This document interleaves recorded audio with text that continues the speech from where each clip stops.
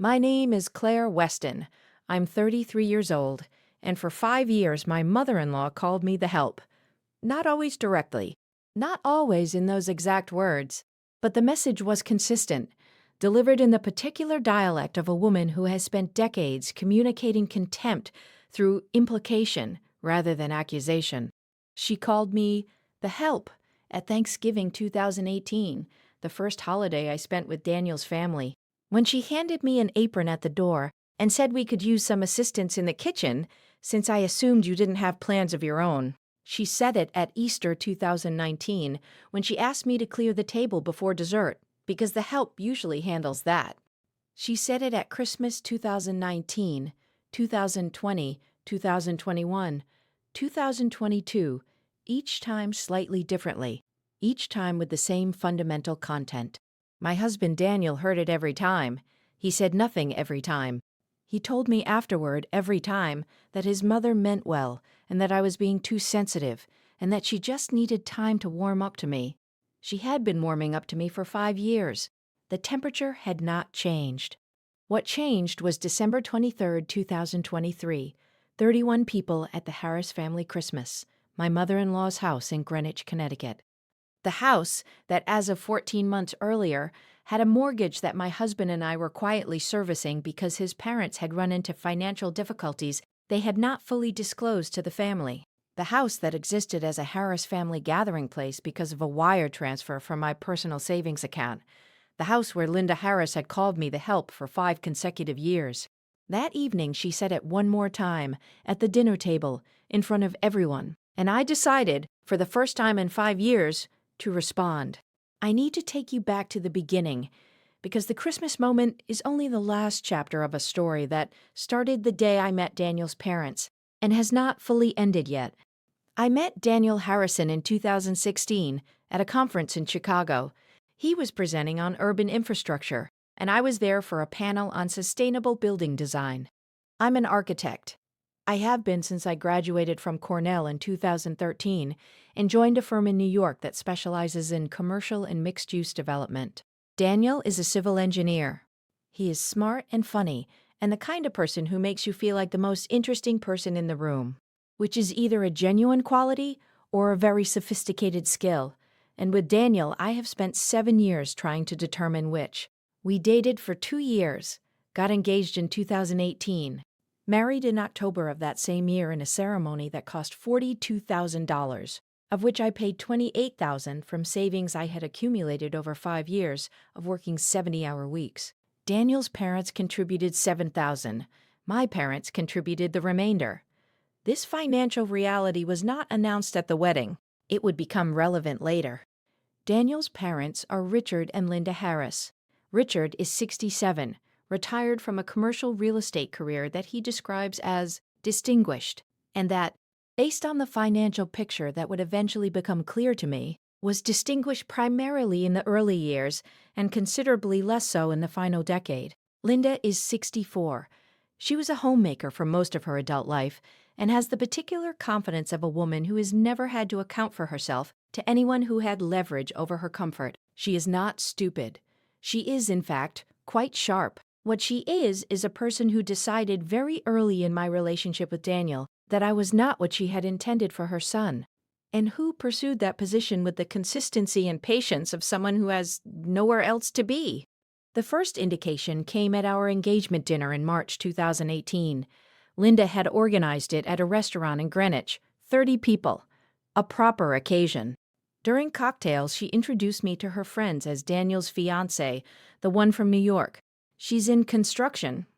I am not in construction. I am an architect. These are not the same thing in any sense, professionally, educationally, financially, or in terms of what the distinction communicates about a person. I corrected her once, gently, in front of 2 of her friends. She smiled and said, "Of course, I always mix those up," and then introduced me the same way to the next person she saw. Daniel, standing 3 feet away, heard this. He laughed slightly and said, "Mom, she's an architect." Linda said, "That's what I said, darling." It was not what she had said. This was the first of many conversations I would have with myself about whether what I had witnessed was what I had witnessed. By the time we married in October, I had cataloged approximately 15 incidents of the same structure. Linda communicating something specific and demeaning, Daniel not registering it as such. Me wondering whether I was the problem. A therapist I started seeing in 2019 would later describe this pattern as ambient diminishment, the kind that works precisely because each individual instance is deniable, while the cumulative effect is not. My therapist is named Dr. Reyes. She is excellent. I recommend her to everyone. The help began at Thanksgiving 2018, 6 weeks after our wedding. I arrived at Linda's house with Daniel and a bottle of wine I had selected carefully in a ceramic dish I had made the night before. A roasted root vegetable thing with a glaze I had spent 40 minutes on, and Linda opened the door, looked at the dish, and handed me an apron. She said, "We could use some assistance in the kitchen, since I assumed you didn't have plans of your own." I stood in the doorway with the dish in my hands and the apron in my hands, and I looked at Daniel. Daniel said, "Mom, Claire made something." Linda said, "Wonderful. She can put it on the counter and then help Margaret with the potatoes." Margaret was Linda's sister. I helped Margaret with the potatoes. I did not say anything. I told myself it was the first holiday, that things would settle, that this was how some families operated, and I needed to give it time. I gave it 5 years. The pattern was identical at every gathering. Linda would find a moment, usually within the first hour, to establish the dynamic. The apron at the door became a shorthand. She stopped offering it after the second year, but the assignment of tasks continued. Help with the kitchen, help with the table, be a dear and check on the coats. The word help appeared with such regularity that it stopped sounding like a word and started sounding like a classification. Daniel's sisters, both of whom I had no particular issue with, never received these assignments. Daniel's sister-in-law, a woman named Becca, who had married Richard Jr. in 2017, had her drinks refreshed by Linda personally at every gathering I attended. I refilled my own drinks, and usually those of whoever was standing near me, because it was easier than noticing the difference. I raised it with Daniel after Thanksgiving 2019, directly, with specifics, in the calm and precise way that I had learned from Dr. Reyes, was more effective than emotionality for conversations with Daniel. I told him exactly what had been said, when, and the pattern I had observed across 7 gatherings over 14 months. Daniel listened. He said he understood why it felt that way. He said his mother had a certain way of operating that took getting used to. He said he would talk to her. At Christmas 2019, she called me the help twice in 4 hours. Daniel told me afterward that he thought she was trying and that change takes time. I went home and had a very productive session with Dr. Reyes the following Tuesday.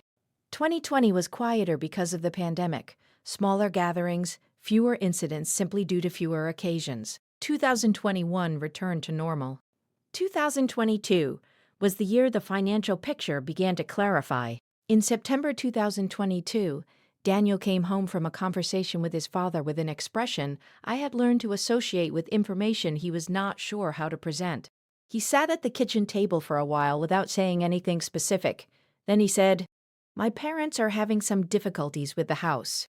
I asked what kind of difficulties. He said the mortgage had been restructured in 2019 in a way that had not worked out as planned, and they were behind on payments. I asked by how much. He said significantly.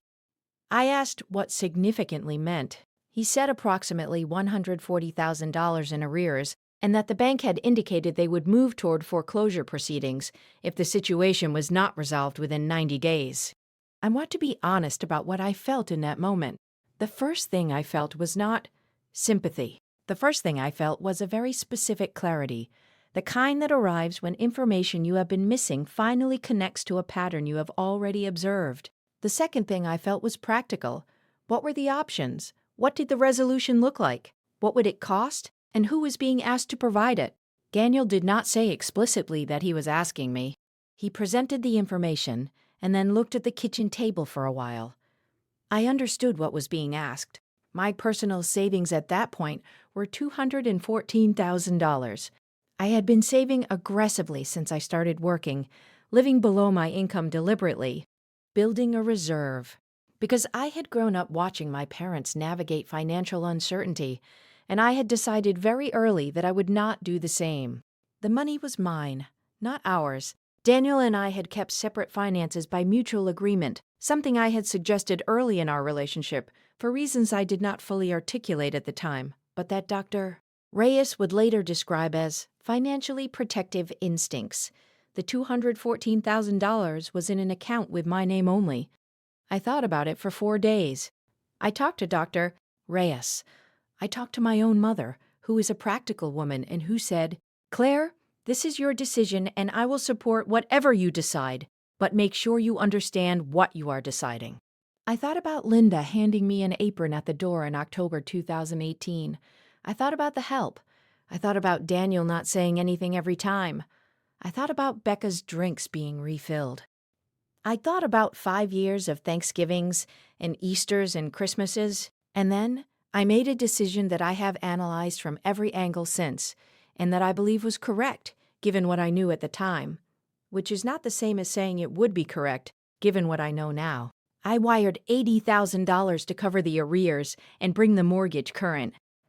I did not announce this to the Harris family. I told Daniel, who thanked me in the way he thanks me for things that cost him something to receive, quietly, with genuine relief and a kind of helplessness that I find simultaneously endearing and maddening. I told him I needed 2 things in return. The first was that he and his parents would establish a formal repayment arrangement that I would document. The second was that the situation at family gatherings needed to change. Daniel said yes to both. Richard and Linda were told that the arrears had been resolved by a family loan. The repayment arrangement was discussed. It was not documented, which was my mistake, and which I did not catch until later. Christmas 2023, the house in Greenwich. The house that existed as a gathering place because of $80,000 that had come from my savings account 14 months earlier. 31 people, Richard and Linda, Daniel's sisters and their families, Becca and Richard Jr., and their children, various aunts and uncles and cousins, my parents who had been invited for the first time in 5 years because Linda had, in a moment of apparent goodwill in October, extended the invitation. My parents drove up from New Jersey. My mother brought her apple cake. My father wore his good sweater. They were genuinely pleased to be included. Dinner was at 6. The table was set for 31, and it was, I will give Linda this, beautifully done. Candles and good china and the kind of effort that communicates at a gathering matters. I had brought 2 dishes, a salted caramel tart and a fennel and citrus salad, and I had been in the kitchen for approximately 40 minutes, actually helping, because there was genuine work to do, and I do not object to contributing. My mother was beside me chopping celery and telling me something about a neighbor, and the evening had a warmth that I had not felt at a Harris family gathering in 5 years. We sat down at 6:15. Richard gave a toast. It was a good toast. Warm, inclusive, mentioning everyone at the table by name, including my parents, which surprised me. I thought for approximately 4 minutes that things were different. Then the soup course was served, and Linda looked down the table at me and said, in the bright social voice she uses for performance, "Claire, would you be a dear and help with the bread? The help usually handles that." 31 people heard it. My mother, sitting 3 seats away, heard it. My father heard it. Daniel, sitting next to me, heard it.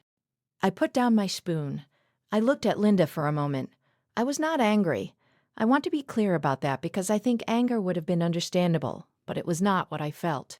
What I felt was the particular calm that arrives when you have made a decision before the moment arrives, and the moment is now simply confirming the decision. I said, "Linda, I want to make sure everyone at this table has the same information." And then I said the following calmly and at normal conversational volume so that 31 people could hear it. I said, 14 months ago, this house was 90 days from foreclosure. The arrears on the mortgage were $140,000. $80,000 from my personal savings account was wired to bring it current. That wire transfer is the reason we are all sitting in this house tonight. I have been called the help at this table for 5 years. I would like that to stop. The room was completely silent, the kind of silence that has texture. You could hear the candles. My mother set down her celery fork very carefully. My father looked at his soup bowl. Richard was looking at Linda. Linda was looking at me with an expression I had never seen on her face before, and that I have thought about many times since. Not anger, not embarrassment exactly. Something closer to a person watching a structure they built over a long time coming apart at a specific point they had not anticipated. Daniel said my name once. Just my name. I looked at him. He looked back at me with an expression that told me he had known this moment was coming and had not prepared for it anyway. I picked up my spoon and continued my soup. The bread was passed by Richard Jr. without being asked. No one said anything for approximately 2 minutes. Then conversation resumed, carefully, in the way conversation resumes when a room has been permanently rearranged. The evening continued. We ate, people talked. My mother's apple cake was served at dessert, and Linda said it was lovely, which it was. My father shook Richard's hand at the end of the night with the careful neutrality of a man who has decided to let his daughter handle her own life. Daniel and I drove home in silence for 40 minutes. Then he said, I should have said something. I said, yes. He said, I'm sorry. I said, I know. We drove the rest of the way without talking. It was not a hostile silence. It was the silence of two people recalibrating something important. The repayment conversation happened in January. This time I had a document prepared. Daniel signed it. Richard signed it. The arrangement is structured over 4 years. 3 payments have been made on schedule. I am cautiously optimistic. Linda called me in February. The call was 11 minutes long. She did not use the word sorry, but she used phrases that circled it at close range. I didn't understand the full picture, and I should have been more thoughtful. And I think I owe you better than I gave you. I listened. I said, Linda, I think we both know what needs to be different. She said yes. I said, then let's see. The call ended. Daniel's sister texted me that same evening. Claire, I had no idea about the house. Thank you. I didn't know what to do with that, so I just said, thank you for saying so. Easter 2024. The house in Greenwich. I arrived without an apron being offered. I sat at the table without being assigned a task. When the dishes were being cleared after dinner, Linda asked if I would help her with the dessert plates. She asked. She did not assign. It is a small distinction that is not a small distinction. I said yes, and we carried plates to the kitchen together, and she showed me where the good serving dishes were kept, and said, this is where Alice always put them. Alice was her mother, and I said, that's a good spot. And we stood in the kitchen for a moment with our hands occupied and nothing particular to perform for anyone. It was the closest thing to a normal moment we have had. I am not sure what comes after it. I am choosing to find out. Some people ask me if I regret saying what I said at Christmas dinner. I have thought about this carefully. I do not regret the content. I regret that it took 5 years and $80,000 for the content to become sayable. I regret that Daniel needed 31 witnesses before he said I should have said something. I regret that my parents had to be in the room for the information to have enough weight to land. These are not small regrets, but the alternative, another 5 years of soup and aprons and the help in Daniel's particular silence, that is not a thing I could have continued. Some walls need a specific moment to come down. Christmas 2023 was that moment. I am living in what comes after it now. My savings account has recovered. I am a good saver. I always have been. The $80,000 is not what I think about. What I think about is my mother's face in that dining room when she heard what I said. Not surprised exactly, because my mother knows me, but something like relieved. The way people look when they finally hear a thing said out loud that they have been watching be unsaid for a long time. That expression was worth more than the silence cost. It took me 5 years to understand that. I understand it now. If this story meant something to you, drop a comment. Tell me, would you have said it at the table or would you have handled it differently? I want to know. Subscribe. I'll see you in the next one.